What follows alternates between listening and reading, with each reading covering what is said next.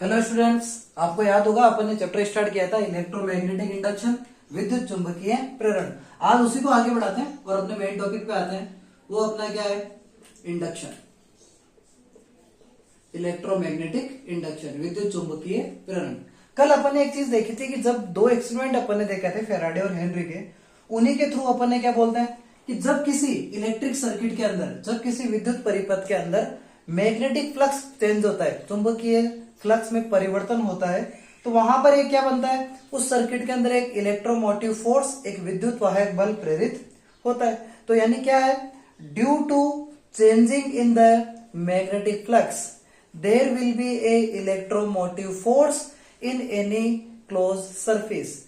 विद्युत चुंबकीय फ्लक्स में परिवर्तन के कारण एक विद्युत वाहक बल प्रेरित होता है। इसी विद्युत वाहक बल को अपन क्या बोलते हैं? इंड्यूस्ड ईएमआईएफ, प्रेरित विद्युत वाहक बल। अपन आज बात करते हैं Faraday's law of induction, Faraday के विद्युत चुंबकीय प्रेरण के नियम। फर्स्ट प्रिंसिपल पे आते हैं। फर्स्ट लॉ है इसका। फर्स्ट लॉ क्या है? बड़ा सिंपल सा फर्स्ट लॉ है कि जब किसी बात की जा रहे हैं, अपन क्या बोल रहे हैं कि जब किसी भी चेंज इन फ्लक्स, किसी भी इलेक्ट्रिक सर्किट में जब फ्लक्स में चेंजेस होता है, तो फ्लक्स में चेंज होने के कारण एक क्या बनता है? Electromotive force. क्या बनता है बेटा? Electromotive force. इसी इलेक्ट्रोमोटिव फोर्स को अपन क्या बोलते हैं? Induced electromotive force. तो क्या है फर्स्ट लॉ ऑफ प्रिंसिपल? किसी भी कंडक्टर के अंदर जब मैग्नेटिक फ्लक्स के अंदर, यहां पे मैग्नेटिक फ्लक्स काम में ले रहे हैं अपन, मैग्नेटिक फ्लक्स चुंबकीय फ्लक्स के मान में परिवर्तन होता है, तो वहां पर एक इलेक्ट्रोमोटिव फोर्स, एक विद्युत वाहक बल उत्पन्न होता है। इसी विद्युत वाहक बल को, इसी ईएमएफ को अपन क्या बोलते हैं? इंड्यूस्ड ईएमएफ, प्रेरित विद्युत वाहक बल। ये कहलाता है फर्स्ट प्रिंसिपल ऑफ फैराडे, प्रेरित विद्युत वाहक बल। आते हैं अपन आगे बढ़ते हैं सेकंड लॉ पे। सेकंड लॉ क्या बोलता है कि जो ये अपने पास ये प्रेरित विद्युत वाहक बल है, जो ये इंड्यूस्ड ईएमएफ निकला है, इस इंड्यूस्ड ईएमएफ की वैल्यू किसके बराबर होती है? उसकी वैल्यू को फाइंड आउट करने के लिए दिया गया क्या? Second law of Faraday. क्या बताया गया?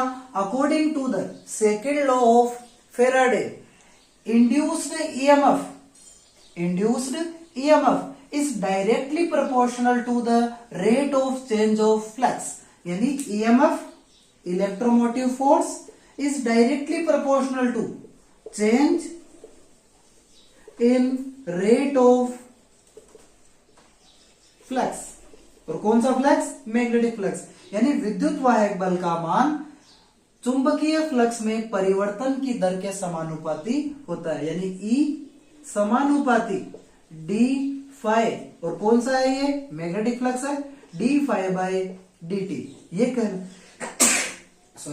कहलाता है अपना क्या? Faraday's law.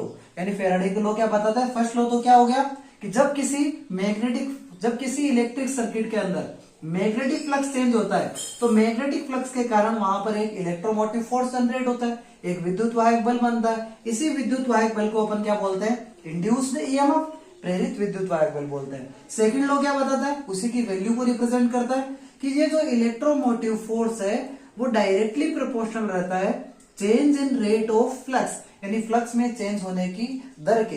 यानी ईएमएफ E समानुपाती d phi by d t. ये कहलाता है क्या? Second law of Faraday. इसके बाद आता है क्या? Lenz principle. ये तो क्या हो गया बेटा? फैराडे के प्रिंसिपल हो गए दोनों के दोनों। आगे बढ़ते हैं और आगे अपना टॉपिक लेते हैं। वो क्या है? Lenz law. Lenz law, Lenz law क्या रिप्रेजेंट करता है कि जो अपना rate of change of flux है, उसकी direction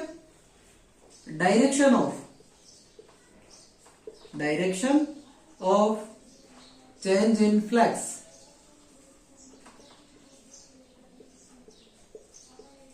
is opposite to induced EMF.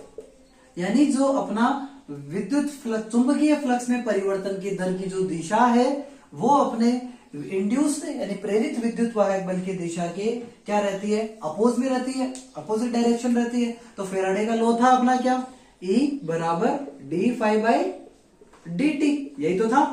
यहां पर दोनों के बीच की डायरेक्शन क्या रहेगी, ऑलवेज अपोजिट रहेगी, यानी E बराबर minus D phi by D T. यदि if there are N coils, अगर यहाँ पे एन कोइल प्रेजेंट है तो E बराबर क्या आ जाएगा बेटा, minus N d phi by D t. और ये ध्यान रहे, ये जो नेगेटिव साइन है वो नेगेटिव साइन क्या बता रहा है, नेगेटिव साइन केवल इतना ही बता रहा है कि जो ये दोनों की डायरेक्शन है वो क्या है, अपनी अपोजिट है, और दोनों की जो डायरेक्शन अपोजिट है केवल उसी को रिप्रेजेंट करेगा। लेकिन जब भी अपन मैथमेटिकली सोल्व करेंगे, अपन पता है ईएमएफ अपन ऑलवेज क्या रहेंगे, मोड में काम में लेंगे, पॉजिटिव काम में लेंगे। ये अपना क्या हो गया, लेंस लॉ।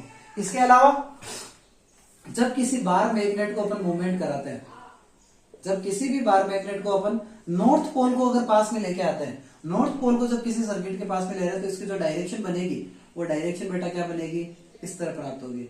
यानी एन की डायरेक्शन में अपने को क्या मिलेगा, इंड्यूस्ड अपने मैग्नेटिक फ्लक्स का फॉर्मेशन होगा, ये वाली डायरेक्शन प्राप्त होगी। इसके अलावा अगर अपन क्या करेंगे, नॉर्थ पोल को अपन दूर अगर लेके जाते हैं, नॉर्थ पोल को क्या करते हैं अपन दूर लेके जा रहे हैं, तो इसकी जो डायरेक्शन आएगी वो डायरेक्शन अपोजिट हो जाएगी। वो किस तरह बनेगी, इस डायरेक्शन में अपने को मिलेगा मैग्नेटिक फ्लक्स हमारा जो इंड्यूस्ड है, जो इंड्यूस्ड ईएमएफ है वो अपने को इस डायरेक्शन में फ्लो होती हुई दिखाई देगी। Thank you, have a nice day students, मिलता है नेक्स्ट वीडियो में।